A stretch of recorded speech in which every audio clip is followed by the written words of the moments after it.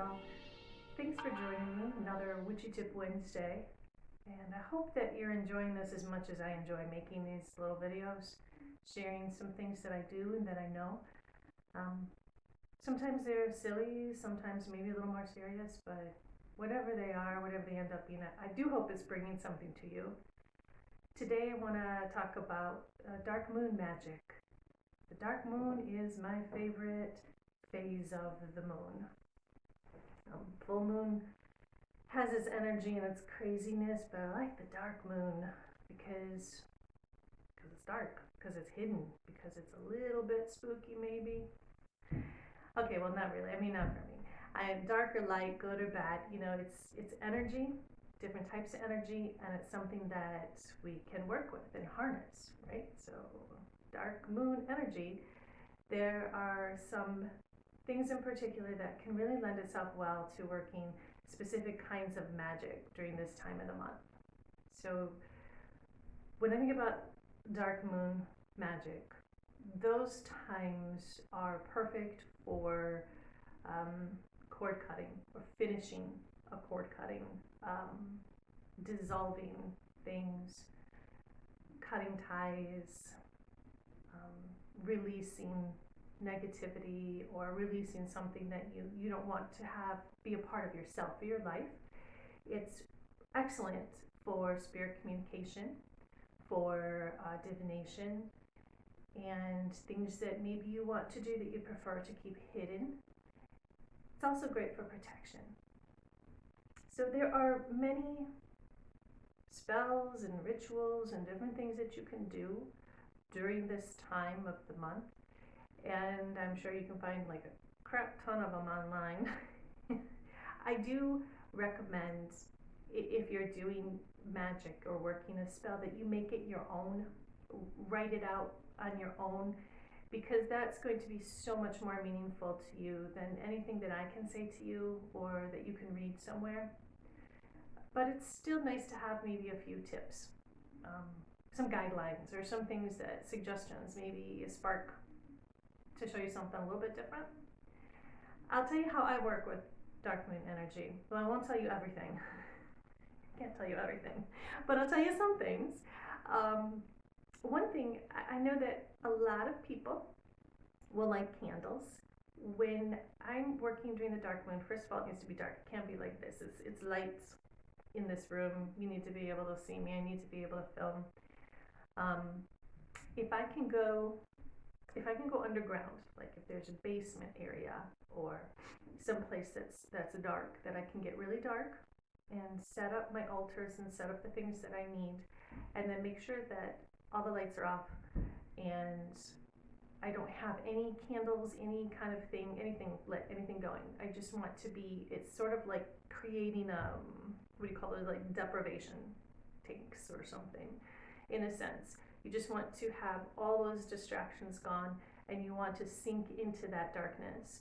And then when you're in that space, it's easier, say, if you want to communicate, or if you want to receive visions, or work your magic or your spells or whatever you're going to be doing. The candles are good. Say, for instance, if you want to do some scrying and you want to get some information. I love using, I don't have a lot of like really specific fancy tools. I'm just really big fan of using what I have. I'm cheap, maybe. I love beautiful things and I love things like that, but when it comes to doing magical work, I like things to be simple, to be plain, to be familiar, to be the things that I use. So I just have like plain old black bowl. I don't know, I probably got it at Target or something. I don't even remember. And add, again, using black, just the symbology of the darkness and the moon. I will add just a little bit of water to the bowl and use this, just simple water in a black bowl, for scrying. Now for that, you're going to need just a touch of light. So candlelight, that would be good. Just a lit candle, or if you place this down on the ground and do like a ring of candles around it. Of course, we would just like to work in circles. So, get the circle, get the bowl, get the round, get the rings. You can add things to this if you would like to increase your visions or to add to the energy. That's entirely up to you. Whatever you're working with, you can add. That's not a problem. And sometimes that can be really, really helpful. Sky's the limit with that one. Like I said, depends on what you're doing. Could be anything from beautiful rose petals to, maybe some drops of your blood. Who knows? So do what works for you. But scrying is a perfect time, or the dark moon is a perfect time to do some scrying or to do some divination work. Um, cord cutting, for instance, if you're releasing, cord cutting is a bit more dramatic than, say, deciding to let go of a bad habit. You're letting go of so much more. So when I say that, like on a dark moon, that is a perfect time to finalize the ritual. But the reality is, you have been working for a very long time to get to that point. And I think that one thing people need to understand about releasing and letting go of things is that it can really affect us on a physical level. So when you're doing work like that, make sure, say, the next day you don't really have much planned. You don't have to get up early or go to work or whatever the case may be, because you can have some physical reactions to those things. Keep things handy while you're doing that work if you need to throw up. If you feel like you need to spit, you want something to put that in, some sort of receptacle. Um, I think it's a really good idea when you are letting go of things that have caused you pain, or you're deciding to move on from something. Keep a bowl, like with the water. If you just add salt to the water, or have a bowl specifically of salt. Black salt is great if you want to make up some black salt for extra protection. But having that, if you need to literally spit things out, or if you vomit a little or whatever, you can put it into that salt. Because think about that, bodily fluids. I mean, they hold a lot. So get it out psychically. And you can cover it in the salt, and then dispose of that outside of your house, away from you, because you're really getting rid of things now. Kick it to the curb, take it to the street, whatever. Don't put it in your yard. Don't just throw it outside your door. Get rid of it. And the dark moon is perfect. The energy of going within and the darkness is perfect time to let some of those things go. Another tip for you for using this dark moon energy is for protection. When you're in the dark, no one can see you, right? So it's kind of like you're protected. Darkness to me has always been kind of like this hug. I always feel safer there. Maybe I can't see, but that means they can't see me too.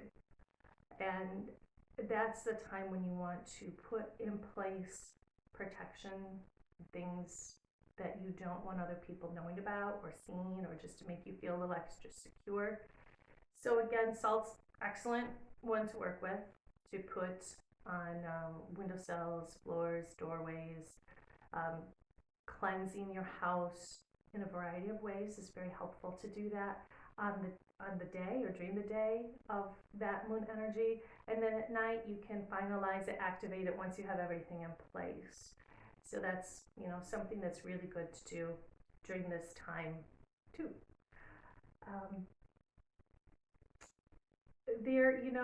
Baneful working's perfect for dark moons. Nobody's going to be maybe seeing you or know what you're doing, and you have that added element of that concentration, because you would need some good, strong concentration and in a quiet, dark space to be able to do your work properly. It's a great time sometimes just to rest. Don't feel like, oh, it's a certain phase of the moon, or I have to do these things magically, or I'm not a magical person. It's just not true. I mean, sometimes you can take that opportunity and follow the cycles to know that this is my time to rest. This is my time just to maybe go to bed early, put on some music that you like, light some incense, whatever you might want to do that helps you relax, and take the time for you. It's you time. Moon time, you time. The dark moon is perfect for those types of things as well. You don't have to be fancy. You don't have to be dramatic. Sometimes it's really important and often amazingly difficult just to be. So allow yourself to be in that darkness. It's not bad. Sometimes it's really important and be very comforting. Enjoy the dark moon coming up, like I said, this Thursday. Check your calendars. Make some plans, or don't make any plans and just get some rest. Take care, and hopefully you'll join me for the next Witchy Tip Wednesday. I'll see you then.